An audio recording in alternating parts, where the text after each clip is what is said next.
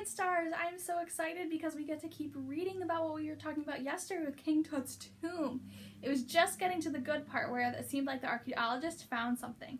So when you're listening, I want you to think if your predictions were right about what they were going to find, okay? Here we go.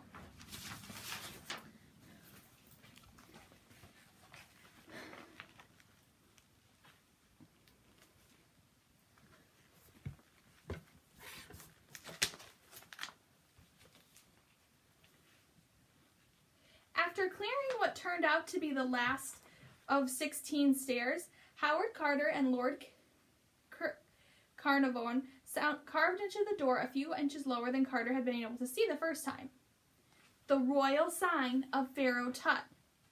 But Carter also saw signs that part of the door had been opened before, and then resealed. After all their work, would they end up finding an empty tomb? For days, the crew worked to clear the rock-filled passageway, anxious to move ahead, but afraid of destroying anything important if they moved too fast. 32 feet in, they found another door. This one had Tut's seal and more signs that part of it had been broken open. Carter cut another hole, lit a candle, and looked through. The others, fairly dancing with excitement, waited, but he said nothing. Howard Carter turned slowly and answered, "Yes! Wonderful things!" Oh my gosh, I wonder what he saw. What they saw of what appeared several days later when they opened that door and entered by the light of the electric torches or flashlights. As those torches lit up the room, they saw reflections in gold.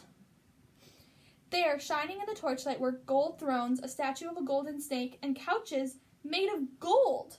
Golden clothing draped over two large black stone statues, and much more.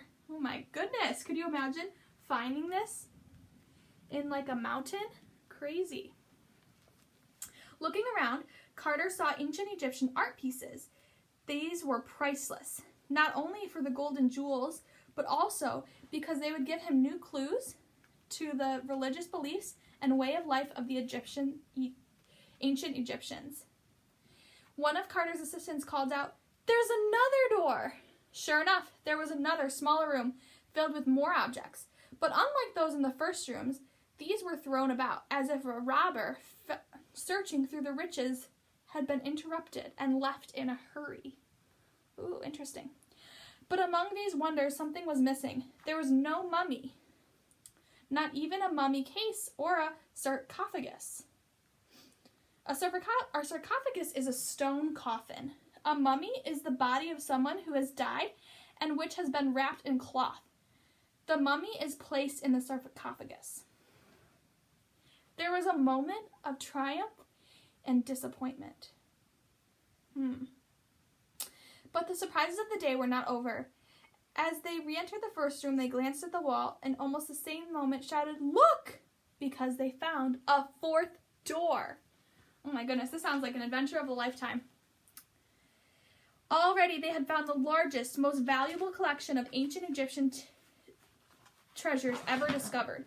It would take several months before their team could examine everything and gently move it out. However, finally, Howard Carter gently pulled away some stones atop the fourth door and, holding up the light, looked in. Here is how Howard Carter described what he saw in the door.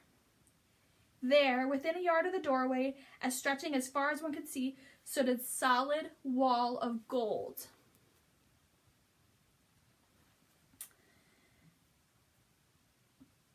There was no clue to its meaning, but with the removal of a few stones, the mystery was solved. We were at the entrance of an actual burial chamber of the king. That which was barred our way was the side of an immense golden shrine built to cover and protect the sarcophagus which held the long-lost pharaoh. They had found the burial chamber of King Tut, almost 3,300 years after he died. The great cover surrounding his mummy stood 18 feet wide, 11 feet long, and 9 feet high, and it was all covered in gold. Carved into this were hieroglyphic symbols. The walls of the room were covered with hieroglyphic words of King Tut and the Egyptian gods. The sarcophagus itself turned out to hold a series of cases, one inside the next. Some of the wood carvings were in gold. The innermost case, holding the mummy, would become one of the most famous images in the world. It was made of solid gold, and inside was the king's mummy with a mask over his face, made of gold and shiny blue stone. The discovery of King Tut and his treasures excited people all over the world.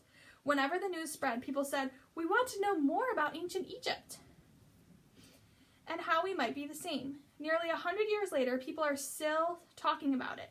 This happened because two archaeologists, wondered about someone who had lived more than 3,000 years before him, Tut, the Pharaoh of Egypt. Wow, I loved that story. That is so cool. All of the gold that they found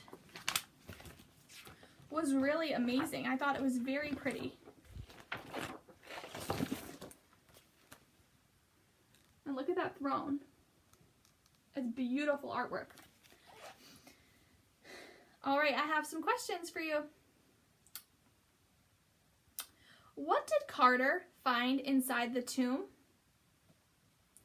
What did Carter find inside the tomb?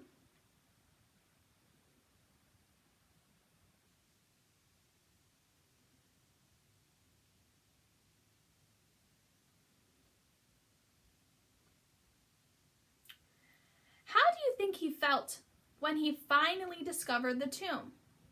How do you think he felt when he finally discovered the tomb?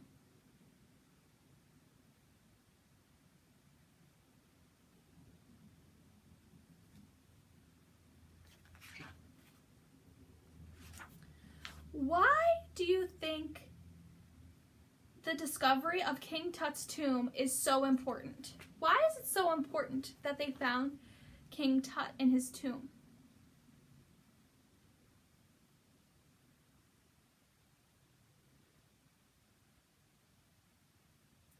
My last question. Do you think archaeologists will continue to make new discoveries about ancient Egypt? Why or why not? Do you think they're going to keep making new discoveries about Egypt?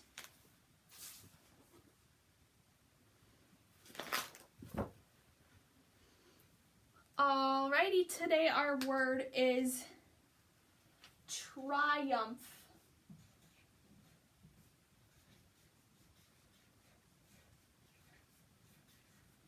Alrighty, say the word with me. Triumph.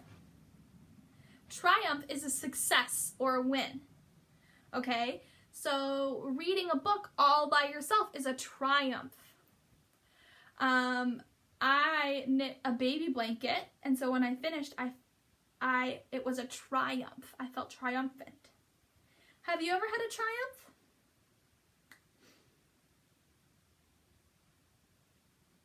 Maybe you won a race, or you can ride your bike by yourself. Maybe you beat a level in a video game. My friends who've been working hard on Lexia and have gotten their certificates, that's a huge triumph. Alrighty, Bright Stars, I hope that you're doing Miss Ventola's assignment today and sending it to your teacher. And I will be back on Monday with some more videos. Bye!